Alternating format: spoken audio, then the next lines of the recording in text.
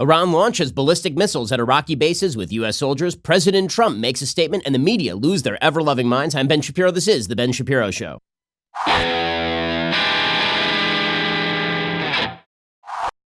Today's show is sponsored by ExpressVPN. It's how my listeners secure their internet. Join them at expressvpn.com/Ben. Well, with all of the craziness going on in the world, ranging from the situation with Iran to impeachment, you may have noticed that prices of gold have been spiking. Now might be a good time to diversify your assets at least a little bit. And you know who I trust when it comes to diversification of assets. Of course, I'm talking about my friends over at Birch Gold. If you haven't yet taken the first step of requesting a free information kit on gold, go ahead and do it. If you haven't converted a portion of your eligible IRA or 401k to an IRA in precious metals, ask all your questions to my friends over at Birch Gold. Birch Gold will go to work and make things super simple for you. No obligation. You have nothing to lose to take that first step. Again, when there is a lot of chaos in the world, people tend to rush to precious metals because they've never been worth zero, and they are a good hedge against inflation and uncertainty in the market. Text Ben to 474747 during the month of January. When you open an IRA in precious metals, you'll get a signed copy of my book, The Right Side of History, for free. Again, you have to text Ben to 474747 to get a signed copy of my book, The Right Side of History, along with all those other conditions. Text Ben to 474747. Again, this would be a good time to think about diversifying because the world is growing chaotic. Birch Gold can help you make sense of it. Text Ben to 474747. Well, the President of the United States just exited the stage after making a statement over the situation in Iraq and Iran. I'm going to give you the background, and then we'll inform you as to what President Trump just had to say and what it actually meant. His speech was actually quite good. The president's speech was given from a teleprompter. He did not take any questions. It lasted about 10 minutes, and he said everything that needed to be said. We'll go through his actual statement in a second. First, the events of last night, which threw everybody into a panic, at least momentarily. So after the killing of Qasem Soleimani, which followed hard on the attempt to burn down the United States embassy in Baghdad, an act that was coordinated and ordered by Soleimani, and Soleimani had then come to Iraq to coordinate further attacks. The fact that the Iranians were going to respond after Soleimani was killed, that was inevitable. We all knew it. Iran was going to do it. Everybody knew this was coming. And so the President of the United States orders Soleimani taken out. He is taken out. So is the head of the Popular Local Militia Front, which was responsible for the Baghdad embassy attack. Trump orders the death of Soleimani, and we get these theatrics, these hysterics from the Iranian government, the Ayatollah Khamenei standing in front of the box containing the remains of Soleimani and weeping. We get hundreds of thousands, if not millions of people in the streets in Tehran. And we get the media losing their minds over all of this. Obviously, this is going to be the prelude for war. And all of the last 48 hours has been the media basically suggesting that World War III was imminent. Well, last night, the missiles started flying, and the media declared in the moment that World War III was upon us. That World War III was upon us. So what exactly happened? According to the UK Daily Mail, Iran's quote-unquote crushing revenge strike against the U.S. largely failed to materialize Wednesday as the country launched 22 missiles against 2 American air bases in Iraq, but failed to kill a single soldier. While it appears some missiles failed to explode on impact or missed their targets altogether, U.S. and European intelligence sources said the regime deliberately pulled its punches for fear of provoking a disproportionate response threatened by President Trump. In other words, these missiles were flying, and the immediate response of the media were, well, here it comes. Now the Iranians are mad. Now the Iranians are going to go full out. And well, the Iranians had been engaging in low-level rocket attacks for a very long time. They've been doing it for literally a year, and they've been engaging in attacks on American soldiers going back decades. But this was something that was at least a little bit new. It was a ballistic missile attack from Iranian soil into Iraq proper. Now, that is an act of war on Iraq. I mean, the Iranians going into Iraq without permission and attacking Iraqi bases. Remember, these are not U.S. bases. These are Iraqi bases where there are coalition soldiers. That is a distinction that makes a difference. If this was Iran attacking Iraq, that was an act of war against Iraq and against U.S. soldiers. So in that sense, this was an escalation. But the fact that nobody was killed, that nobody was harmed, that no casualties happened, that basically this appeared to be Iran signaling to its people that it was willing to respond, but not willing to go particularly far in order to do so. That basically Iran had been convinced by Trump killing Soleimani that if they went hard back at Trump, that Trump would do something really escalatory. That if they had hit a U.S. airbase without any sort of warning, for example, and they'd killed some American soldiers, the likelihood that Trump would have then sunk their navy was incredibly high. So if you look at Iran's strategic vulnerability in the region, their ballistic missiles are not supremely vulnerable because a lot of them are on mobile launchers, and they have lots and lots of ballistic missiles that have been developed over the years, and also with the help of Obama-era cash. Because remember, the Obama administration shipped $1.8 billion in cash to the Iranians allowed their $150 billion of withheld assets to flow back into Iran, tried to open the world economy to Iran, and Iran was promptly using all of that money in order to build up its conventional assets, its military, its terrorist groups all around the Middle East, stationed around the Middle East. They're building up their ballistic missiles. So Iran really has sort of three assets that were at its disposal. One is its four. Their ballistic missile system. They are not supremely sophisticated ballistic missiles, but they are ballistic missiles, and they are widespread, and they are on mobile launchers, many of them. Those would be a little bit hard to take out. The second asset is the enormous Iranian Revolutionary Guard, which is a very, very large standing army, but is a conventional army and would have to cross over conventional borders, which would precipitate actual international action against Iran. Then there was the Iranian Navy, which is the weak spot for Iran because their Navy is pretty rinky-dink. They have a few submarines that might be somewhat hard to locate, but their surface ships are really not a tremendous threat, especially if they don't get to take the first punch. And then they have their terrorist groups around the region, all of whom are not really prepared for war. Last night, Iran threatened that if there was some sort of retaliation from the United States, that they would activate their terrorist groups like Hezbollah against Israel. Well, Hezbollah does not want to go to war with Israel right now because Israel's military has been prepping for this for years, really since the 2007 Southern Lebanon War. And so Israel would go in and wipe them off the map pretty quickly. So Iran is in a strategically vulnerable position. Their economy is incredibly weak. And so they did sort of the minimum of what they had to do to signal to their people that they're mad. But let's put it this way. Soleimani was a top leader in Iran. He was also their terror leader.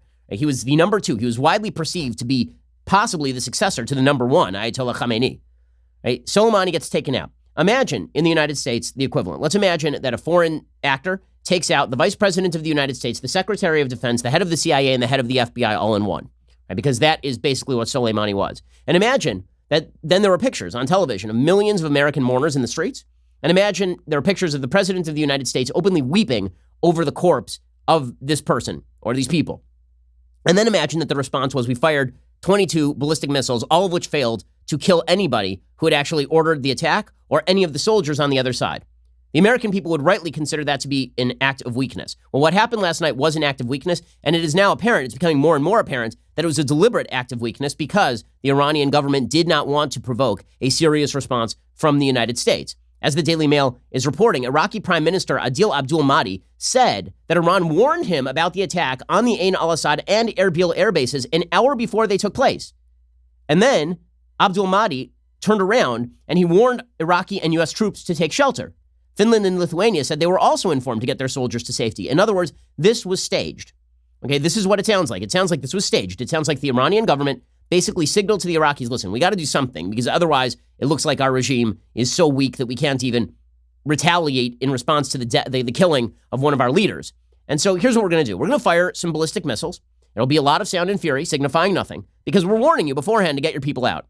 So you get your people out, nobody gets killed. We get to claim that we took a crushing response to all of this. And then you get to basically claim that we didn't do any damage and everybody goes home happy. And that is effectively what happened last night. Now, the Iranian government played it up to the hilt.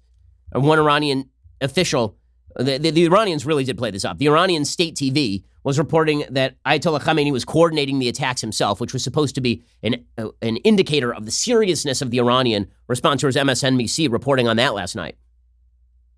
We have reports as well from the IRGC that Ayatollah Khamenei, the supreme leader of this country, was in the control room coordinating all of these attacks. They're also reporting that Iran's Air Force has been deployed and they are ready to intercept any attacks from the United States. Ayatollah Ali Khamenei then described the attacks as a, quote, slap in the face of America, but he admitted they were not enough to avenge Soleimani. He did a televised address where he promised Iranians the true revenge would be kicking U.S. forces out of the Middle East altogether. The problem is that the strategy he just pursued actually made that more difficult. So the media were claiming yesterday, and basically since Soleimani's killing, that killing Soleimani was going to prompt Iraq to throw the U.S. out of Iraq. That is just sheer nonsense. They were proclaiming that the parliament had voted that the United States should leave. There's only one problem. Only the cabinet can ask the United States to leave. There is no cabinet in Iraq because the acting prime minister has been under significant pressure to step down, specifically because Iran was dominating his foreign policy. In fact, the vote that was taken in the Iraqi parliament was taken with barely a quorum available. Every Sunni legislator, every Kurdish legislator boycotted the vote, and the vote was non-binding. So none of that made any sense. And then Iran actually made its case worse yesterday because Iran is claiming that the United States should pull out of Iraq. and then saying that the Iraqi people want the United States out of Iraq? There's only one problem with that. Everybody in Iraq who is not Shia knows that the minute that the United States is out, Iran rushes in and takes over every bit of the government. They understand that. So, and having Iranian missiles flying into Iraqi territory trying to kill Iraqi citizens is not a very good way of showing that you don't have territorial aspirations to take over Iraq. So actually, this is pretty counterproductive for the Ayatollahs. They were put between Iraq and a hard place. They were sort of boxed in here. And so they lashed out in the most minimalist way they could, deliberately, apparently, avoiding casualties so that they couldn't give Trump an excuse to go after their Navy or go after any of their important military sites. Now, the media last night played this as an act of sheer panic. World War III is upon us. It's a massive war. I've been saying for weeks, when no one wants to go to war, nobody's going to war. The Iranians don't want war because if there's a war, Ayatollah Khamenei, that dude is dead. Okay, if there's a war, the Iranian Navy is gone. If there is a war, the United States military is the best war-making force in the history of the world. The United States doesn't want war because we don't want to occupy anybody, because we are not interested in a protracted conflict. No one, from Tucker Carlson to Donald Trump to me, nobody wants war with Iran. No one is interested in a full-scale military conflict with Iran. What that means is there's not going to be a full-scale military conflict with Iran. And this entire situation does give the lie to the notion pushed by the media and pushed by the Obama administration that the only two alternatives were appeasing the Iranians or going to full-scale war with them. That was a lie from the outset. It is a lie today. The two choices were not signing giant checks to a terrorist entity or going to complete war with the terrorist entity. One of the possibilities is deterrence, and that is what Trump was reestablishing here and successfully reestablished here. Iranian television tried to claim that 80 American tourists were killed, but that figure was quickly rubbished by Iraqi and U.S. officials, according to the Daily Mail. Iranian President Hassan Rouhani said they show, quote, "We didn't retreat in the face of America." This was an attempt to save face. He says, if America has committed a crime, it should know that it will receive a decisive response. If they are wise, they won't take any other action at this juncture. So basically, they're trying to claim now that they have somehow, that they are the barking dog and they have scared away the United States. Absolute sheer nonsense. They understood that if they killed an American, Trump was going to unleash the beast. And so they called in advance the Iraqi government and warned them what was coming. Hey, by the way, there are a bunch of weird incidents that happened last night. There were a couple of earthquakes near an Iranian nuclear facility. Don't know what that means. We also don't know what it means that the Ukrainian Airlines Boeing 737 caught fire and crashed near Tehran, killing all 177 passengers and crew, including 63 Canadians and 3 Britons. It is unclear whether, in fact, that plane was shot down, and the black box is not being released at this point. President Trump, for his part, credits the early warning system that had been established for preventing casualties. We'll get to that in just 1 second. First, let us talk about the fact that you need to protect yourself online. So right now we are seeing a widespread spate, like a huge spate of attacks globally by the Iranian government against particular websites. And they've hacked like actual private people before. They hacked Sheldon Adelson a few years back. You see hackers all the time looking for information. And it's not just governments. Sometimes it's big tech just monitoring you, or it's the government checking into you. And sometimes it's hackers who just want your credit card information. You ought to be protecting yourself online. You must protect yourself no matter whether you're famous or whether you're not, whether you're a target of a foreign country or whether you are not. ExpressVPN is the best way to do this. ExpressVPN does not log your data. There are lots of really cheap or free VPNs that actually make money by selling the data they say they are protecting to ad companies. ExpressVPN has developed a technology called Trusted Server that makes it impossible for their servers to log any of your information. They are fast. It's easy. You install it on your computer with one click. It is now running in the background of your computer. There's a reason that TechRadar, The Verge, CNET, and many other tech experts rate ExpressVPN the #1 VPN in the world. I love ExpressVPN. I've been using it for years. I want to protect myself. You should protect yourself as well. Use my link, expressvpn.com/Ben today. Get an extra 3 months for free on a 1-year package. That is expressvpn.com/Ben. Again, visit expressvpn.com/Ben to learn more. That's expressvpn.com/Ben. So according to a U.S. official telling USA Today, U.S. officials did have advance warning of Iran's missile assault that damaged 2 Iraqi bases housing U.S. and coalition forces. A hangar at Al-Assad, a sprawling complex 100 miles west of Baghdad that houses about 1,500 coalition forces, was severely damaged, according to a U.S. official speaking to USA Today on the condition of anonymity. The official added the early warning systems gave U.S. forces advanced knowledge that the missiles had been launched. It's also possible, by the way, that we're hearing about the early warning system to cover up for the fact that Iran actually created a back channel to the Iraqi government saying that they were not going to kill Americans, so get your guys out right now, because the last thing we want is a full-scale war with you guys. We've now saved face. You get to claim that we were a failure. We all go home happy, and then maybe we work toward negotiating a new agreement. The fact is that what Iran just did forces the Europeans into a bad situation. The Europeans would love nothing better than to go back to the failed JCPOA, the Iran nuclear deal negotiated by the Obama administration that was basically an act of appeasement. By the way, that sucker was 10 years long. That was set to expire, like very, very soon. It was signed in 2013. So it's been a while.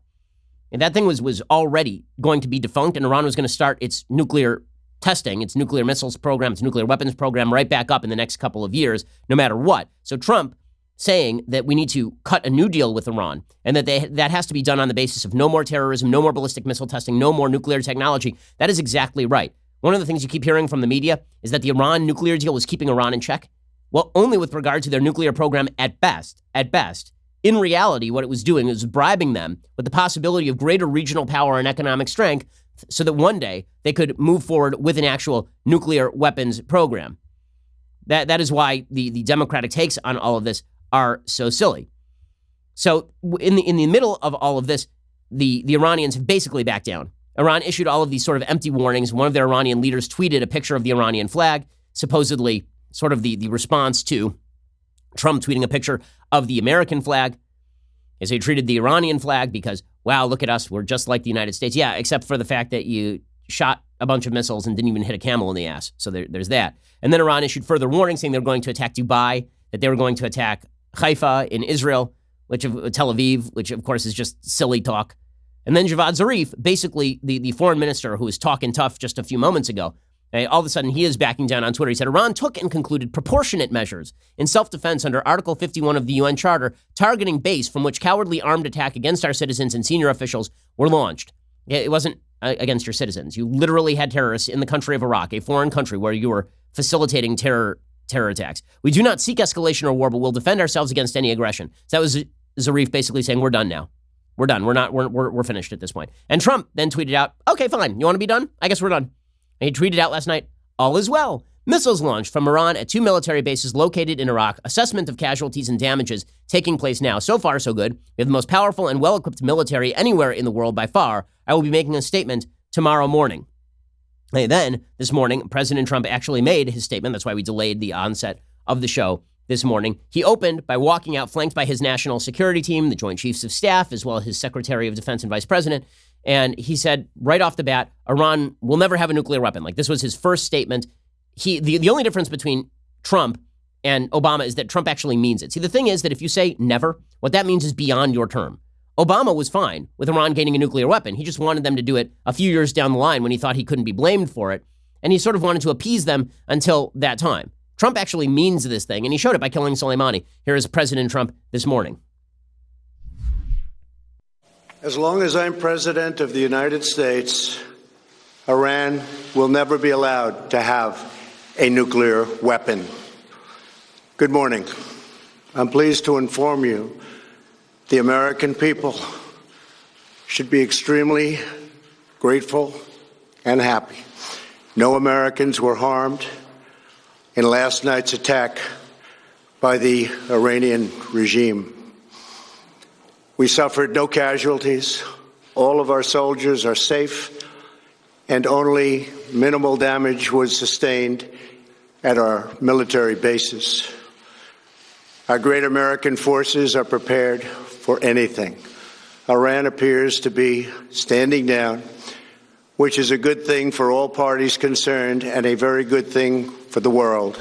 That, of course, is exactly true. The fact that Iran backed off of this thing, again, when no one wants World War III ain't happening. Also, worth noting, I mean, this is sort of a didactic point, but it's true. If the United States had actually gone into a shooting war with Iran, that's not World War III.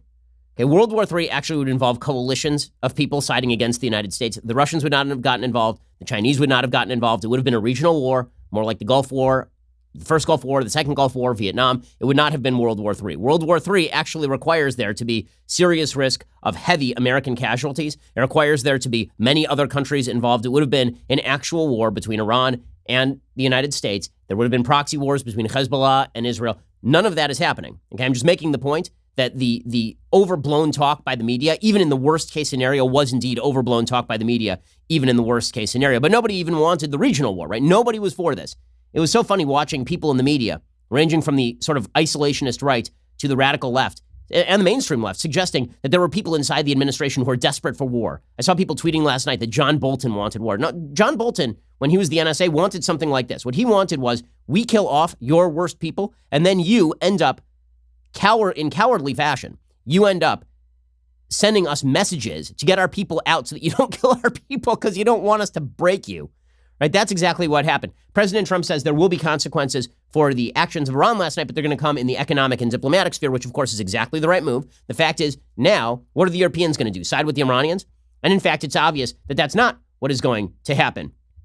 The fact is that the UK has already come out against Iran. Boris Johnson saying the United States has a right to defend its soldiers, saying that he is going to work with President Trump. You're going to see the other Western countries come around on this. Boris Johnson said today that the United States has the right to protect its troops and told Iran to de-escalate. So this is moving in President Trump's direction. It turns out that deterrence has always been and will continue to be good policy. President Trump announced this morning that there would, in fact, be new sanctions on Iran. And as you'll see, he then urged the Europeans to get on board.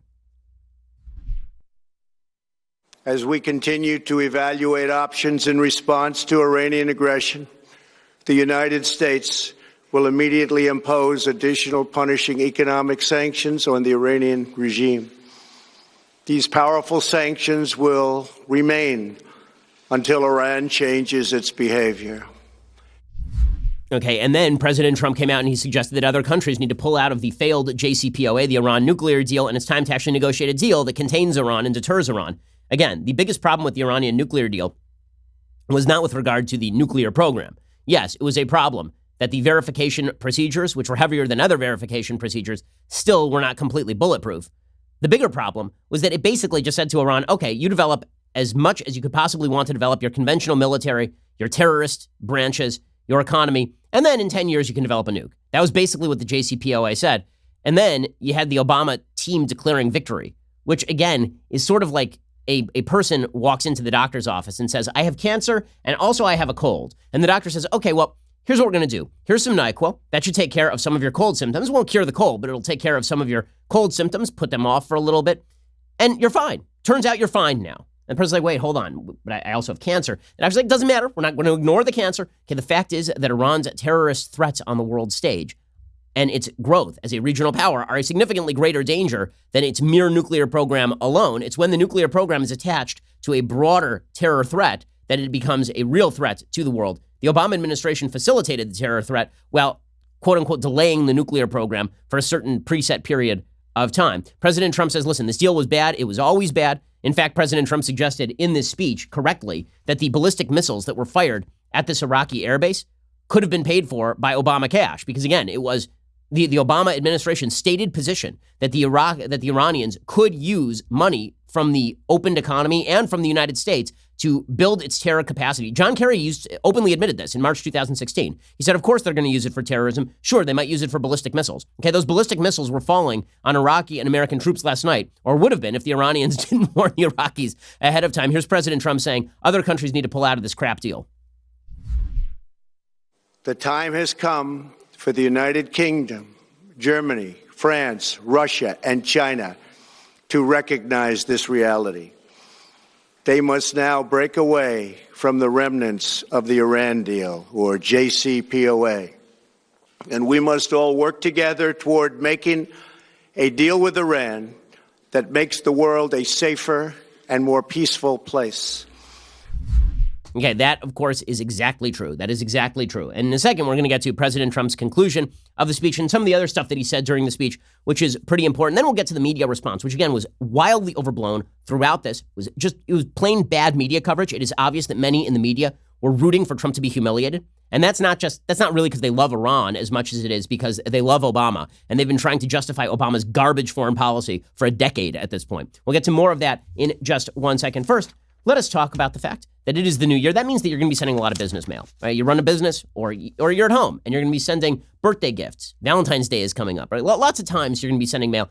Do you really want to schlep all that stuff over to the post office? Post office is great. But do you want to schlep all that stuff over to the post office? Or do you want to do all this stuff from the comfort and security of your own home or your own business? Stamps.com brings all the services of the U.S. Postal Service directly to your computer. Whether you're a small office sending invoices or an online seller shipping out products or even a warehouse sending thousands of packages a day, Stamps.com can handle it all with ease. Simply use your computer to print official U.S. postage 24/7 for any letter, any package, any class of mail, anywhere you want to send it. Once your mail is ready, just hand it to your mail carrier or drop drop it in a mailbox. It is indeed that simple. With Stamps.com, you get 5 cents off every first-class stamp and up to 40% off priority mails. It's actually cheaper than going to the post office. Not to mention, it's a fraction of the cost of those expensive postage meters. Stamps.com, it's a no-brainer. It saves you time. It saves you money. It's no wonder over 700,000 small businesses already use Stamps.com. If you value your time and value your money, why wouldn't you use Stamps.com? So head on over to Stamps.com, no risk. With my promo code Shapiro, you get a special offer that includes a 4-week trial plus free postage and a digital scale. No long-term commitments or contracts. Just go to Stamps.com, click on the microphone at the top of the homepage, type in Shapiro. That is Stamps.com,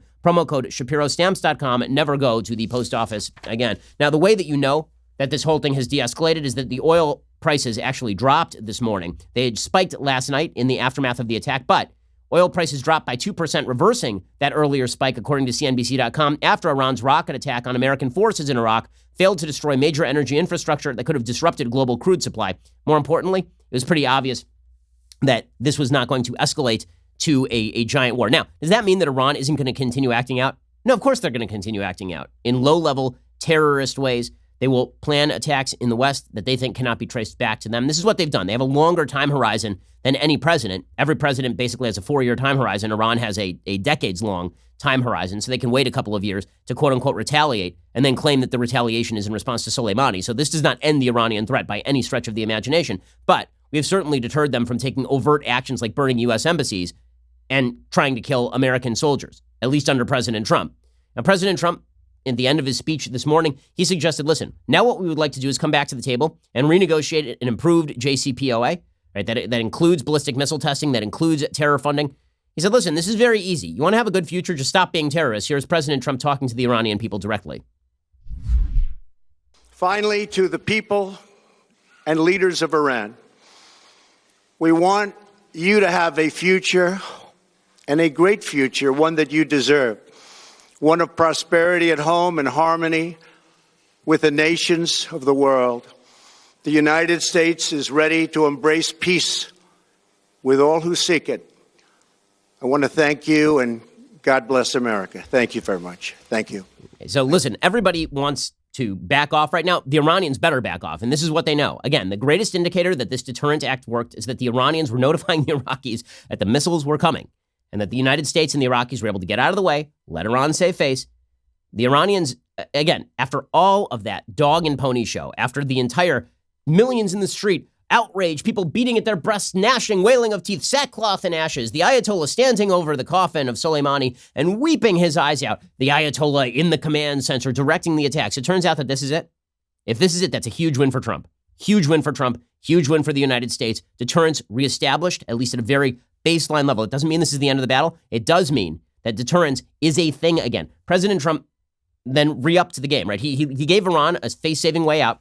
In this speech, he did not overstate how ineffective the Iranian missile attacks were.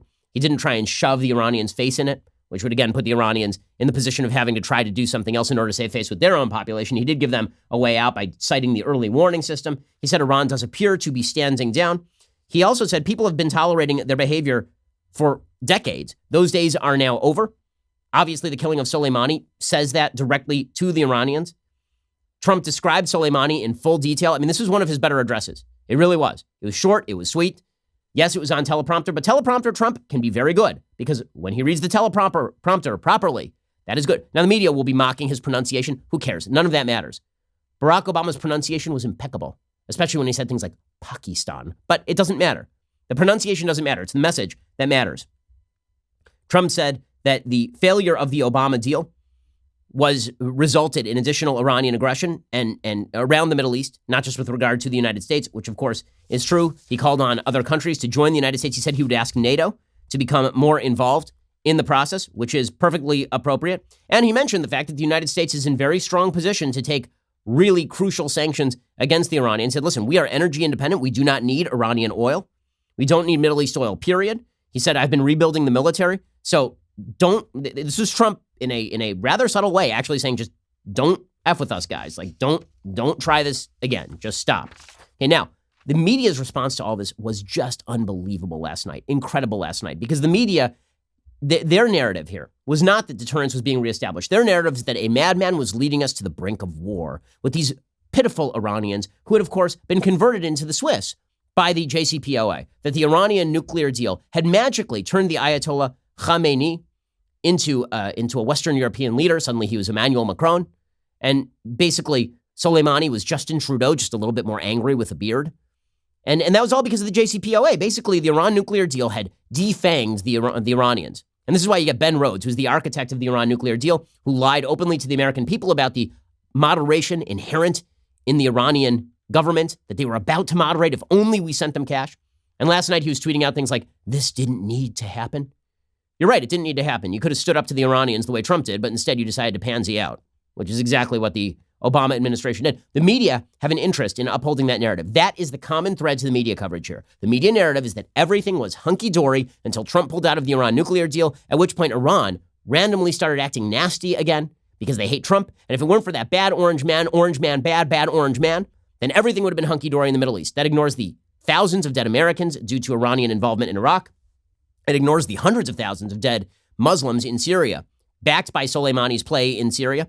It ignores the buildup of Hezbollah's military force and the wrecking of Lebanon, which was an Iranian development. It ignores the fact that Iraq has continued to be a roiling sectarian hellhole because of the Iranian involvement in Iraq. It ignores the attacks on Saudi oil facilities. It ignores the consistent monthly attacks, rocket attacks on American bases. It ignores the attacks on shipping against non-American targets in the Strait of Hormuz. And the fact is that the Iranians have been pursuing terrorism for literally decades. That escalated in the immediate aftermath of the JCPOA. Right before Obama left office, the Iranians took a bunch of Americans hostage, right? They took a bunch of American military men hostage, and then Obama had to basically wheedle it out of them. But the narrative, again, from the media side, is that this is all Trumpian craziness. So the problem is this didn't result as they wanted it to result. If the media had its way, we would be at war right now. If the media had its way, Iran would have retaliated much more harshly. They would have killed American soldiers. I'm not saying that the American media are rooting for the death of American soldiers. They are rooting for an outcome bad for Trump so that they can prop up their narrative. And if that outcome that is bad for Trump involves more American assets being put in danger, they are happy. You could see the celebration in media last night, the thinly veiled celebration in media last night when Iran started firing the missiles, when it turned out it was a big nothing. You can see the disappointment this morning. Lawrence O'Donnell is a perfect example of this. Over at MSNBC, Lawrence O'Donnell actually tweeted, Trump wagged the dog. Now the dog is wagging Trump. Right? Celebrating the idea that Trump had wagged the dog in order to avoid impeachment coverage, but now he had lost control of the situation. And the media need this narrative because, again, the narrative is that the Iranians were perfectly reasonable, that Obama had made them perfectly reasonable, and that Trump just drove them mad because Trump is a madman. Jim Acosta over at CNN doing the same routine. Jim Acosta, who doesn't know his ass from his elbow, suggesting last night, this is what the experts feared. This is exactly what the experts feared. Oh my God, Jim Acosta. By the way, ladies, find you somebody who loves you like Jim Acosta loves him some Jim Acosta. The president's attention has been gotten by the Iranians, no question about it. And getting back to what I was saying earlier, Wolf, this is exactly what many foreign policy and national security analysts feared here in Washington. A lot of Democrats have been talking about over the last 72 hours that the president, by targeting Soleimani, has essentially set this chain of events into motion. And the question is whether the president will be able to get on top of it and handle it.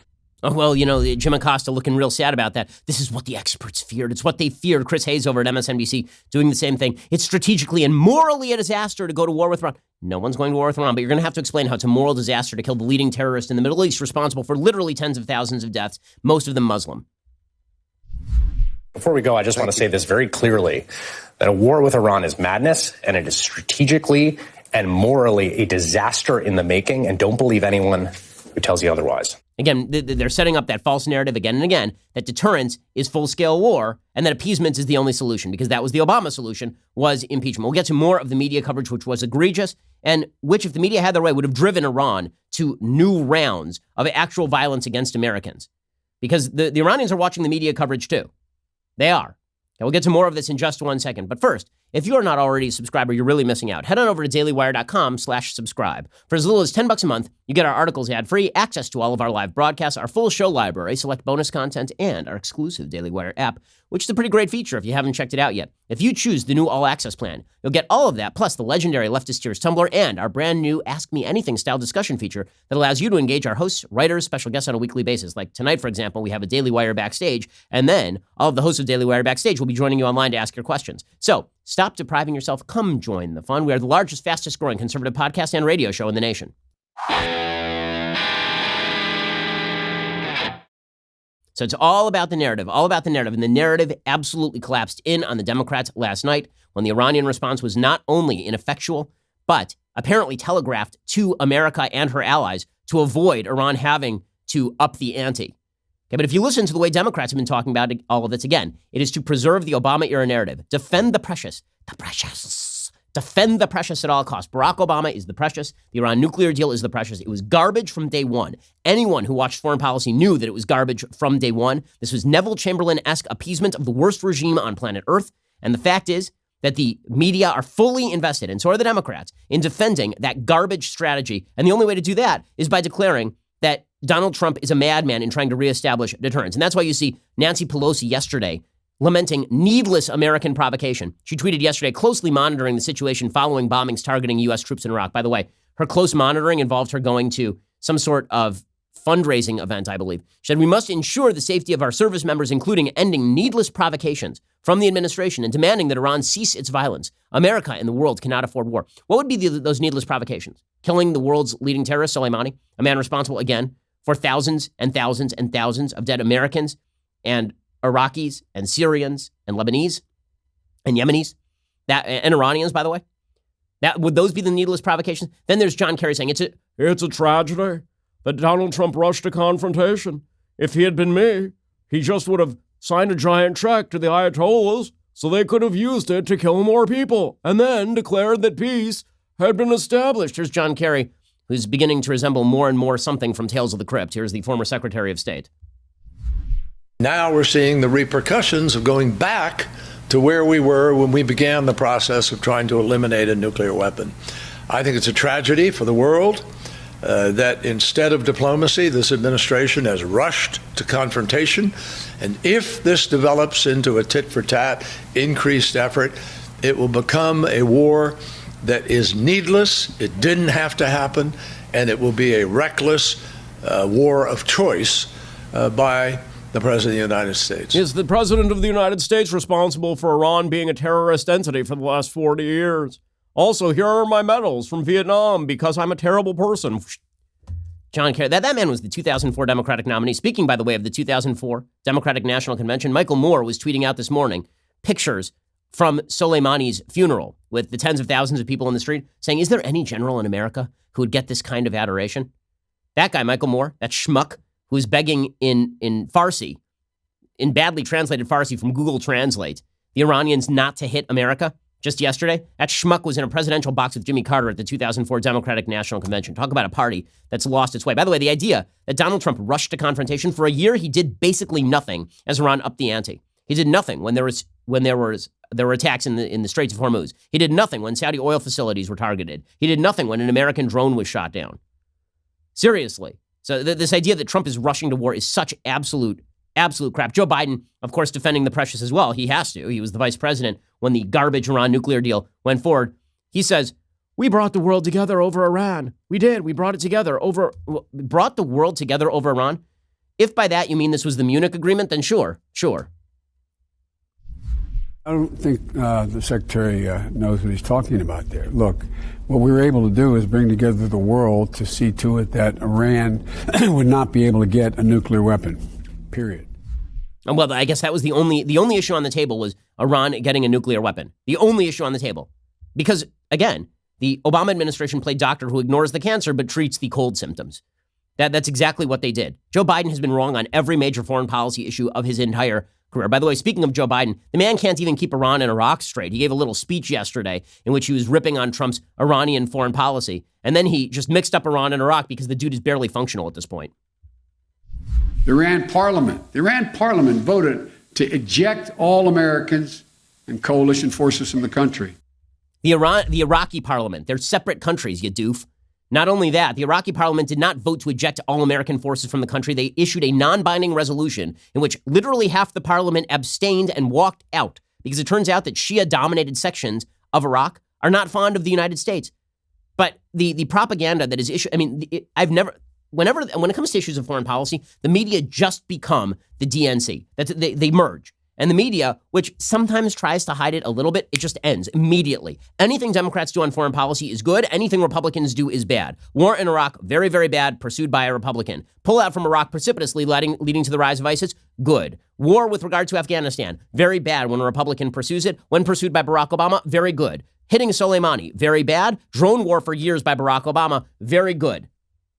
A war in Libya, very, very good because pursued by Barack Obama. Killing of Muammar Gaddafi, very good. Burning of U.S. Embassy in Benghazi, not that big a deal. Burning of U.S. Embassy in Baghdad, very big deal when it's under Trump. The media just become a mouthpiece for whichever Democrats are in power. That's all that happens here. Again, this is a false narrative. It is a giant gaslighting effort that has been pursued from the very beginning by the Obama administration, and now it is carried forward a few years, and the media are just parroting this stuff as rote.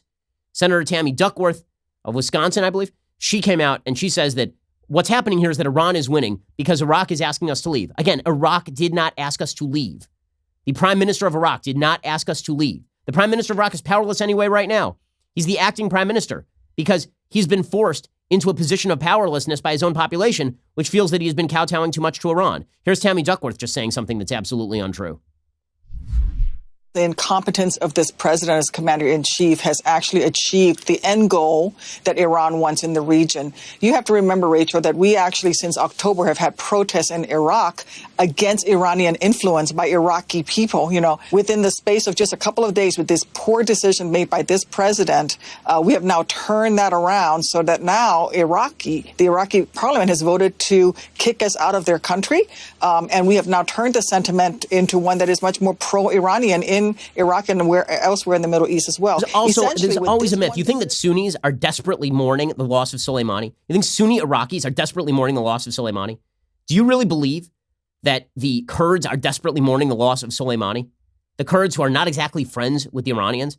Like, this whole thing is it's ridiculous. And it's based on bad information and the media understanding that most people don't understand anything like the complexities of Middle Eastern politics. Benjamin Haddad, who is the director of the Future Europe Initiative at the Atlantic Council and no friend to President Trump, he's tweeted out this thread, and this is exactly right. At this time of their presidencies, Trump's two predecessors had started wars in the Middle East. He has not. The apocalyptic commentary of these last few days has completely ignored Trump's famous reluctance to use force, especially for broad value-based objectives. The Soleimani killing was about brutally but punctually reestablishing escalation dominance after Iran stepped up nefarious activities, drone destruction, strike on Saudi Arabia, attack against U.S. Embassy, and broke an explicit red line with the killing of an American citizen.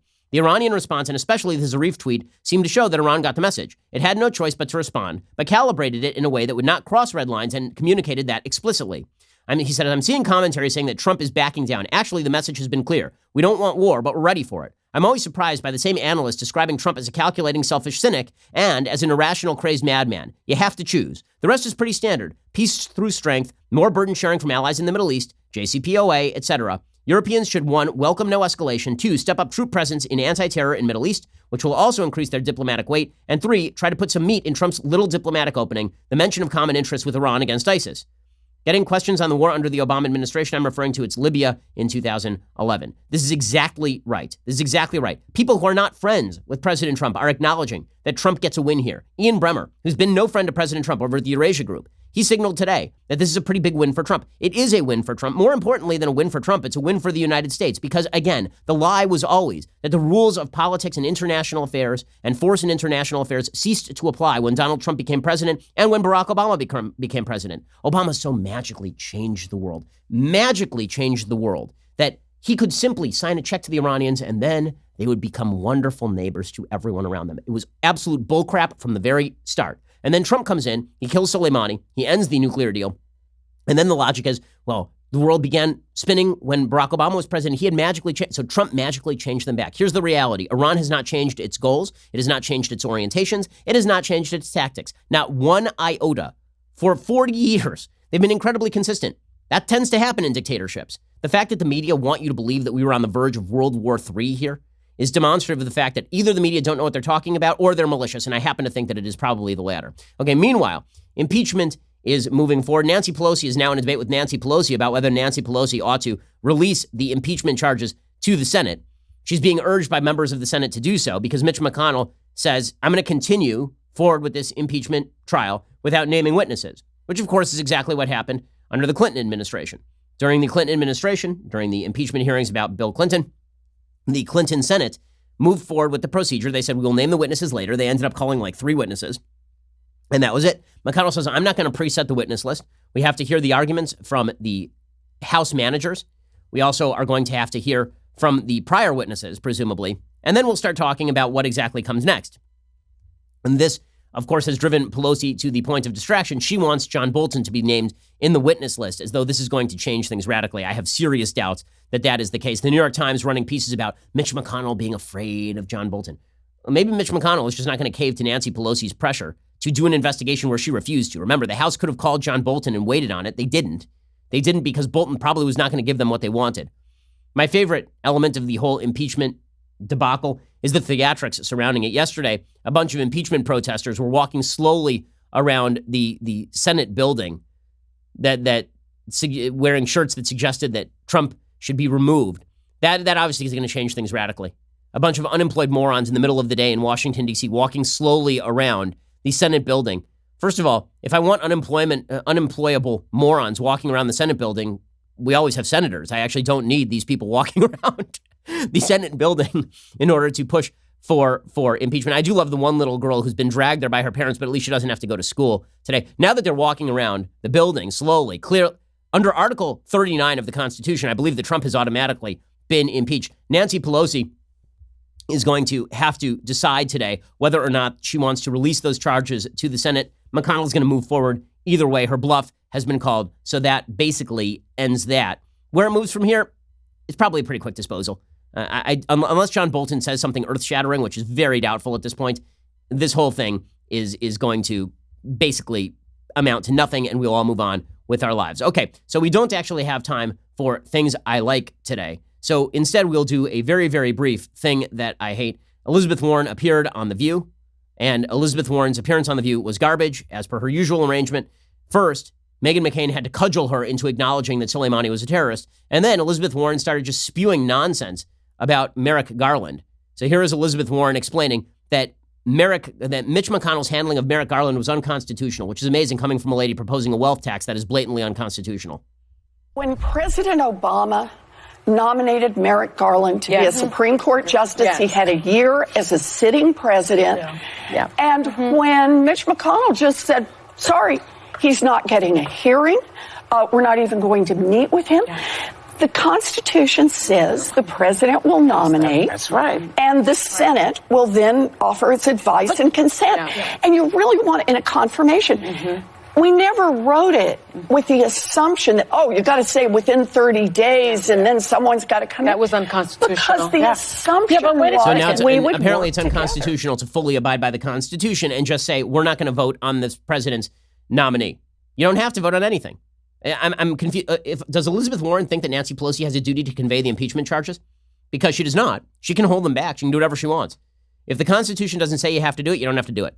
Nothing says that the Senate has to accede to a vote on a Democratic nominee if the Senate does not wish to. Alrighty, we'll be back here later today with 2 additional hours of commentary. Also, we'll be back here tonight with Daily Wire Backstage. I'm sure it will be very heavily involved with Iran talk and impeachment talk. And we'll be back here tomorrow. So much good stuff. Go over to Daily Wire right now and subscribe if you really want the behind the scenes and all of our content. Otherwise, we'll see you here tomorrow. I'm Ben Shapiro. This is The Ben Shapiro Show. The Ben Shapiro Show is produced by Rebecca Dobkowitz, directed by Mike Joyner, executive producer Jeremy Boring, senior producer Jonathan Hay, supervising producers Mathis Glover and Robert Sterling, technical producer Austin Stevens, associate producer Colton Haas, assistant director Pavel Wydowski, edited by Adam Sayevitz. Audio is mixed by Mike Coromina. Hair and makeup is by Jesua Olvera. Production assistant Nick Sheehan. The Ben Shapiro Show is a Daily Wire production. Copyright Daily Wire 2020. On the Matt Walsh Show, we're not just discussing politics. We're talking culture, faith, family, all of the things that are really important to you. So come join the conversation.